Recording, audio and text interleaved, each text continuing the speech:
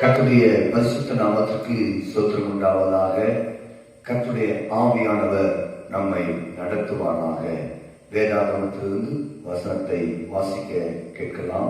பிரசங்கி 5ஆம் அதிகாரம் 17ஆம் வசனத்தை வாசிக்க கேட்கலாம்.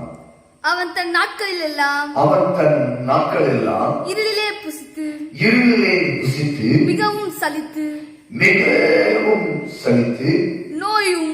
நோயும் துன்பமும் அடைகிறான். இன்னைக்கு தேவ செய்தியின் தலைப்பு, சலித்து போன வாழ்க்கையை தேவன் மாற்றுகிறவர். ஆமென் சொல்ல வேண்டும். அல்லேலூயா. கர்த்தாவே, பிரசன்னத்திற்காக எல்லா கண்களை மூடி, ஆவியானவரே, இந்த நாளிலே இந்த வார்த்தைகளுக்காக நாங்கள் சொல்லி ஜெபிக்கிறோம். கர்த்தருடைய ஆவியானவர் யார் யார் சலித்து போய் வாழ்க்கையில உடைந்து போய் இருக்கிறார்களோ, கர்த்தர் ஒவ்வொரு பிள்ளைகளையும் கர்த்தர் உயிர் அடைய செய்கிறார். என் ஆண்டவர் இயேசு கிறிஸ்துவின் நாமத்துல ஜெபிக்கிறோம் நல்ல பிதாவே. ஆமென் ஆமென். மீண்டுமாக வசனத்தை வாசிக்க கேட்கலாம். அவன் தன் நாட்களில் எல்லாம் இருளிலே புசித்து மிகவும் சலித்து. நல்ல கவனிங்க, ஒவ்வொரு மனிதரும் ஒவ்வொரு காரியத்திலும் நம்முடைய வாழ்க்கையில சலித்து போகிற ஒரு காரியம் உண்டு. ஐயா, நம்ம கூட பழகிறவர்களும் நம்முடைய வாழ்க்கையில வாழ்கிற மனிதர்களும் நமக்கு விரோதமாக பேசுகிற போது, நம்மை பார்த்து குற்றப்படுத்தும் போது அவர்கள் மேல் நமக்கு ஒரு சலிப்பு உண்டாகும். நல்லா புரிந்து கொள்ள வசனம் வேறும் தெளிவாய் சொல்கிறது. வாசிக்க கேட்கலாம். அவன் தன் நாட்களில் எல்லாம் பிரசங்கி சொல்கிறார். அவன் தன் நாட்கள் எல்லாம் இருளிலே புசித்து மிகவும் சலித்து. ஒவ்வொரு காரியத்தை நம்ம நினைக்கிறோம், நம்ம நல்லா இருக்கிறோம், நல்லா வாழ்றோம். ஒரு குறிப்பிட்ட காலம் வரைதான் ஒரு காரியத்தை குறித்து நாம் இருதயம் சந்தோஷிக்கும். ஒரு குறிப்பிட்ட காலம் தான் ஒரு மனிதரை குறித்து நாம் மேன்மை பாராட்ட முடியும். ஒரு குறிப்பிட்ட காலம் தான் வாழ்க்கையில ஒரு பெரிய காரியங்கள் நாம் காண முடியும். அதற்கு பிறகு அந்த காரியத்துல நமக்கு செழிப்பு உண்டாகிறது. வேதம் சொல்கிறது, நீதிமொழிகள் 25:17 வாசிக்க கேட்கலாம். உன் அயலான் சலித்து உன்னை வெறுக்காதபடி. இப்ப நல்லா கவனித்துக் கொள்ளுங்க. நீங்க நம்பி ஓடுறீங்க பாத்தீங்களா மனிதர்கள்லாம், நீங்க நம்பி வாழ்றீங்கல்ல, அப்பொழுது வேதம் சொல்கிறது, உன் அயலான் சலித்து உன்னை வெறுக்காதபடிக்கு அடிக்கடி அவன் வீட்டில் வேதம் சொல்லுது, என்னை அல்லாமல் வேறு ஒரு தேவன், வேறு ஒரு அன்பு உனக்கு வேண்டாம். நீ எந்தளவுக்கு நீ அன்பு வைத்து, நீ எந்தளவுக்கு நீ தன்னை அர்ப்பணித்து ஓடுகிறாயோ, உன்னை சலிப்பாய் பேசுவாங்க, உன்னை சலிப்பாய் நடத்துவாங்க, உன்னை மோரம் கட்டுவாங்க, உன் இருதயம் உடைந்து போகும். கர்த்தர் சொல்லுகிறார், ஐயா, நான் நல்லதே செய்யறையா, டெய்லியும் உங்களுக்கு விசாரிக்கிறேன், டெய்லியும் போய் அவர்கிட்ட போய் நான் என்ன தேவைன்னு கேட்கிறேன். ஆனா அவர்கள் என்னை சலிப்பா பேசுறாங்க. நம்ம ஒரு பாரத்தோடு ஓடுவோம், ஒரு பாரத்தோடு அவர்கள் கேட்போம். ஆனால் அவர்களோ சலிப்பான வார்த்தைகளை சொல்லி நம்ம உடைந்து அனுப்புவார்கள். வேதம் சொல்கிறது, வாசிக்க நீதிமொழிகள் 25:17, உன் அயலான் சலித்து உன்னை வெறுக்காதபடி அடிக்கடி அவன் வீட்டில் கால் வைக்காதே. யார் வீட்டுல கால் வைக்காத? உன் அயலான் வீட்டுக்குள்ளே கால் வைக்காத. ஏன்? நீ தொடர்ந்து போகிறதுனால அவனுக்கு சலிப்பு உண்டாகிறது. நீ சொல்லுகிற ஒவ்வொரு வார்த்தையும் அவனுக்கு சலிப்பு உண்டாகுது. நீ செய்கிற காரியம் ஒவ்வொன்று அவனுக்கு சலிப்பு உண்டாகுது. பாருங்க, பிள்ளைங்களை கூட பாருங்க, அம்மா படி, நல்லா படி, நல்லா வா, நல்லா மேல வா, ஆண்டவரோட உயர்த்தவர் சொல்வது, என்னப்பா சும்மா தொழில் பண்ணி கொண்டே இருக்கிறீங்க. கவனித்து பாருங்கள் தேவ மக்களே, வேதம் சொல்வது, அவன் வீட்டுக்கு போகாதே. வாசிக்கலாம். ஆதியாகமம் 18:10. அப்பொழுது அவர் ஒரு உற்பவ காலத்திட்டத்தில் நிச்சயமாய் உன்னிடத்திற்கு திரும்ப வருவேன். அப்பொழுது மனைவியாகிய சாராளுக்கு ஒரு குமாரன் இருப்பான் என்றார். சாராள் அவருக்கு பின்புறமாக கூடார வாசலில். இப்ப நல்லா கவனிங்க, ஆபிரகாமோடு ஒரு தேவதூதன் பேசினார். ஆனால் பேசுகிறதை சாராள் கவனித்துக் கொண்டிருந்தார்களாமா. ஐயோ, பேசுற ஒவ்வொரு வார்த்தையும் பரலோகத்திலிருந்து தேவனிடத்திலிருந்து வருகிறது. பரலோக தேவனுடைய வார்த்தை அல்லவா, அது நிறைவேறும். ஆனா எத்தனையோ வார்த்தைகளை நாம் கேட்கிறோம், ஆனா நம் இருதயத்தில் ஒரு சலிப்பு உண்டாயிருது. ஏங்க, நீங்க நல்லா புரிந்து கொள்ளுங்க. உங்களுக்குள்ள சலிப்பு வந்துச்சா, உங்களுக்கு என்ன வார்த்தை சொன்னாலும் உங்களுக்கு எடுபடவே இடாது, ஒத்து போகவே போவாது. ஆபிரகாமை பார்த்து தேவன் சொன்னார், உட்புவ காலத்துல நீ ஒரு குமாரனை பெற போகிறாய். சாராள் கேட்டுக்கொண்டே இருக்கிறாங்க. வாசிக்க கேட்கலாம்.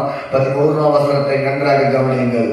ஆபிரகாமும் சாராளும் வயது சென்று முதிர்ந்தவர்களாக இருந்தார்கள். ஸ்திரீகளுக்குள்ளே வழிபாடுகளும் சாராளுக்கு நின்று போயிற்று. ஆகையால் சாராள் தன் உள்ளத்திலே நகைத்து சலித்து பேசினான். கையை உயர்த்தி ஒரு ஆமென் சொல்லுங்க பார்க்கலாம். ஐயா, என் வாழ்க்கையில எல்லாம் முடிந்து போயிடுச்சு. முடிந்து போன மகளே, உன்னை பார்த்து சொல்றாரு, நீ சலிப்பா பேசாத, உன் சுக வாழ்வு சீக்கிரமா துளிர்விடும். ஐயோ போங்க பாஸ்டர், நான் தான் சொல்லிடுங்க, நாங்க எல்லாம் செஞ்சு பார்த்துட்டோம், ஒண்ணுமே எங்க கைக்குடி வரல, எங்க எல்லாமே நஷ்டமா போயிடுச்சு, எங்க வாழ்க்கை கெட்டு போயிடுச்சு. சலிப்போடு பேசி கொண்டிருக்கிறாயா? கர்த்தர் சொல்லுகிறான், நீ சலிப்போடு வாழ்ந்து கொண்டிருக்கிறாயா? சலிப்போடு இதை பார்த்து கொண்டிருக்கிறாயா? சலிப்போடு கேட்டுக் கொண்டிருக்கிறாயா? வேதம் சொல்லி வாசி கேட்கலாம். அதிகாரம் 18:11. ஆபிரகாமும் சாராளும் வயது சென்று முதிர்ந்தவர்களா இருந்தார்கள். ஸ்திரீகளுக்குள்ளே வழிபாடும் சாராளுக்கு நின்று போயிற்று. ஆகையால் சாராள் தன் உள்ளத்திலே நகைத்து நான் கிழவியும் என் ஆண்டவன் முதிர்ந்த வயது உள்ளவருமான பின்பு எனக்கு இன்பம் உண்டாகுமோ இருக்கும் என்றால், அப்பொழுது கர்த்தர் ஆபிரகாமை நோக்கி சாராள் நகைத்து நான் கிழவியாய் இருக்க சலிப்போடு பேசுகிறது என்ன? பிள்ளை பெறுவது மெய்யோ என்று சொல்வானே. கர்த்தரால் ஆகாத காரியம் சொல்ல மாட்டீங்க. கர்த்தரால் ஆகாத காரியம் ஒன்றுமில்லையே.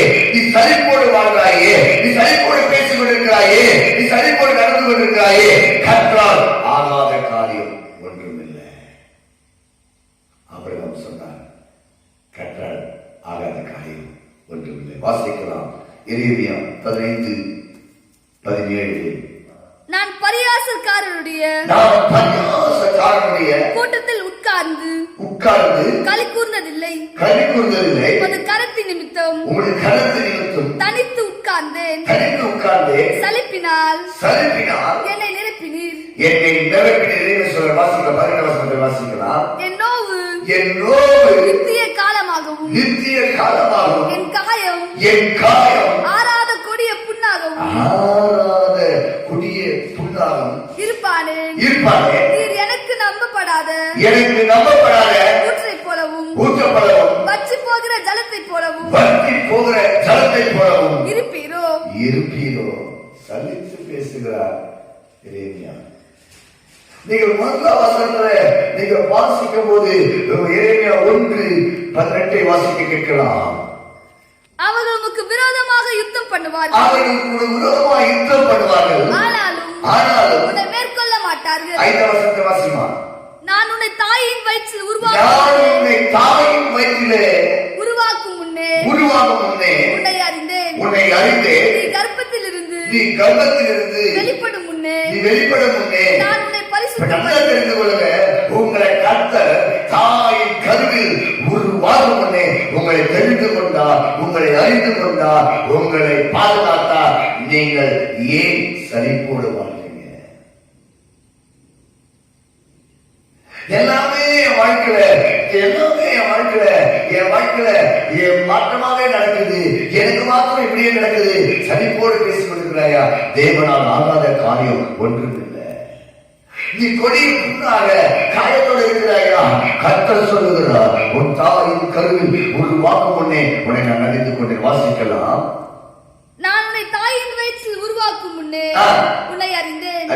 நீ கர்ப்பத்திலிருந்து வெளிப்படும் முன்னே நான் உன்னை பரிசுத்த பரிசுத்தம் பண்ணி உன்னை ஜாதிகளுக்கு தீர்க்கதரிசியாக கட்டளையிட்டேன் என்று சொன்னார்.